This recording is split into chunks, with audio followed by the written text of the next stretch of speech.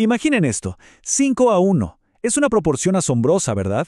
Hace más de un siglo, el pionero de la sociología Adolphe Quetelet notó esta increíble constante histórica. Por cada mujer que cometía un delito, había nada más y nada menos que 5 varones en la misma situación. Y la verdad es que esta enorme disparidad estadística es el punto de arranque de un misterio que la criminología ha intentado descifrar durante décadas. ¿Por qué los hombres delinquen abrumadoramente más que las mujeres? ¿Es puramente una cuestión de biología? ¿Es la sociedad? ¿O será que hay crímenes ocultos que simplemente no se registraban en esa época? Para tratar de entenderlo, en esta revisión nos vamos a sumergir de lleno en el desglose de un texto histórico de criminología sumamente denso y fascinante. Un material que explora exactamente esta intersección, el género, la biología y el comportamiento criminal. Nuestro objetivo hoy es puramente analítico. Vamos a examinar paso a paso cómo los pensadores del pasado estructuraron sus teorías sobre el sexo y el delito, manteniendo siempre una mirada objetiva sobre el material de origen. La ruta de nuestro análisis de hoy se divide en 5 partes. 1. La brecha de género. 2. Las causas de esta disparidad. 3. Los tipos de delitos. 4. Los delitos sexuales. Y 5. Un análisis sobre la prostitución en el contexto criminológico. Arranquemos entonces con la primera sección, la brecha de género y sus estadísticas fundamentales. Para empezar, este texto ancla absolutamente todas sus teorías, tanto sociológicas como psicológicas, en un hecho ineludible: los números duros. La fuente señala de inmediato la preponderancia universal de la criminalidad masculina como algo indiscutible. Lo increíble es que estas disparidades numéricas se mantienen, claro, con ligeras variaciones, a través de diferentes regiones y diferentes épocas. Para los autores, este simple hecho es el que justifica dedicar capítulos enteros al sexo como un factor criminológico completamente independiente. Es la necesidad de explicar esta enorme brecha de conducta lo que impulsa toda la investigación que viene a continuación. Y para poner esto en perspectiva, veamos los registros empíricos de la Dirección de Investigación Nacional de Bolivia en 1977. Son datos que ilustran esto a la perfección. Hablamos de 9.188 varones detenidos frente a 1.745 mujeres. Esta relación refleja casi como un espejo esa histórica proporción de 5-1 propuesta por Quetelet. Pero eso no es todo. El texto señala que al mirar la población carcelaria de esa época, la brecha se dispara hasta un asombroso 16-1. Así que sin duda la evidencia estadística inicial sobre la que construyen es contundente. Pasamos a la sección 2, causas de la disparidad, biología, psicología y sociedad.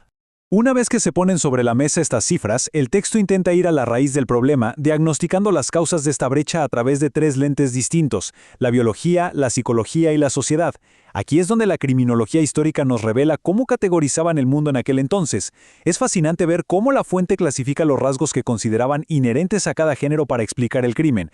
Por un lado, el texto afirma que la superioridad de la fuerza muscular del varón, combinada con mayor agresividad y un pensamiento lógico abstracto, lo predisponen directamente al delito. Por otro lado, en total contraste, le atribuyen a la mujer una mayor pasividad, una profunda sociabilidad guiada por la aprobación social y un pensamiento mucho más intuitivo. Es importantísimo notar que aquí simplemente estamos reportando de manera imparcial estas generalizaciones históricas, exactamente como las establecen los estudios citados en el texto, para comprender la base teórica de estos autores. Pero, por supuesto, la biología y la psicología no nos cuentan toda la historia. El mismo texto reconoce que hay grandes factores sociales y legales que influyen masivamente en estas estadísticas. Señalan que la mujer históricamente ha estado mucho más sometida al control de su familia y de la comunidad. Y aquí entra un concepto clave: las famosas cifras negras o los delitos ocultos. La fuente argumenta que ciertos crímenes femeninos de la época, como el aborto clandestino, aunque eran muy frecuentes, casi nunca llegaban a los registros carcelarios. Además, apuntan a un sistema de justicia que históricamente trataba a las mujeres con más indulgencia. Aparentemente, los jurados y jueces otorgaban beneficios de forma más benévola, lo que artificialmente hacía que la brecha estadística en los papeles oficiales pareciera aún mayor. Vamos a la sección 3. Tipos de delitos.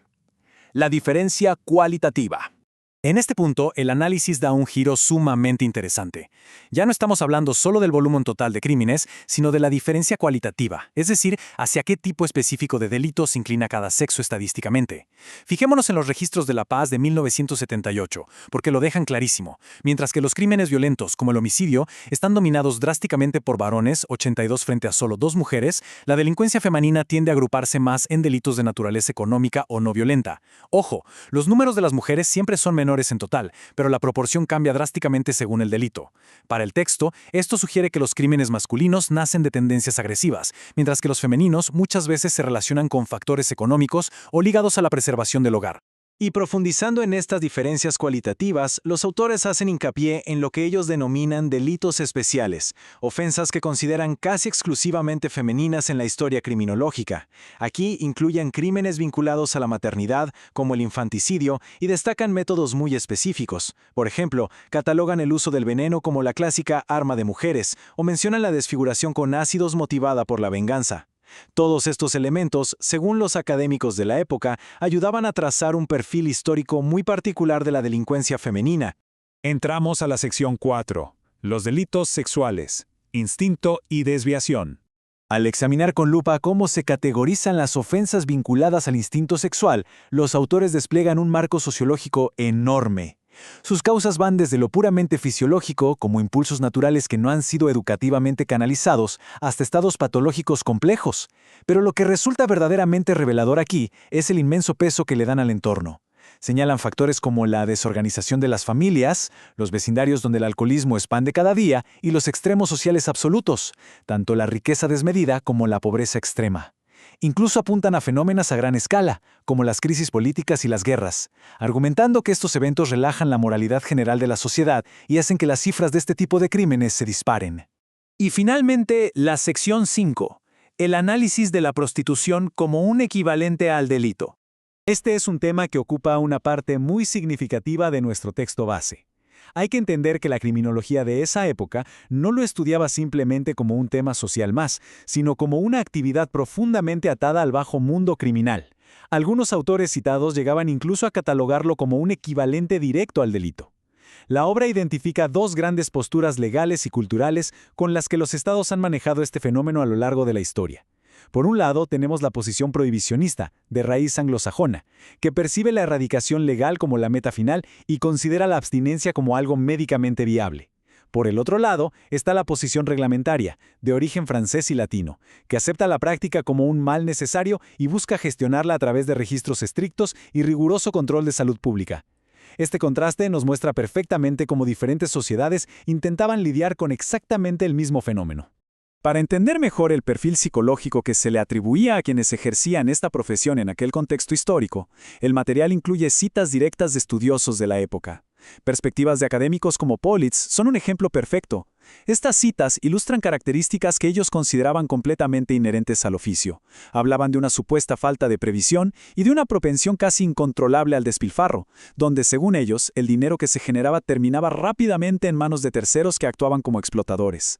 Manteniendo nuestra rigurosa distancia analítica, veamos de cerca las características de comportamiento precisas que el texto, junto a académicos históricos como Lombroso o Havelock Ellis, asignaban a las prostitutas. Se hablaba de una aversión al trabajo continuo, lo que llamaban una vida parasitaria. Mencionaban también mayores índices de debilidad mental, y existía un acalorado debate teórico sobre si estas personas sufrían de frigidez o, por el contrario, de hipersexualidad.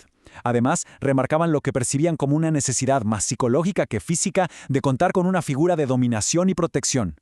Como pueden notar, todas estas observaciones son un claro producto de la lente sociológica y los prejuicios de su época. Todo este recorrido nos deja con una interrogante profundísima para cerrar. Hacia el final del texto, los autores mencionan, casi de pasada, cómo las mujeres comenzaban a integrarse activamente en todos los niveles de la vida pública y económica.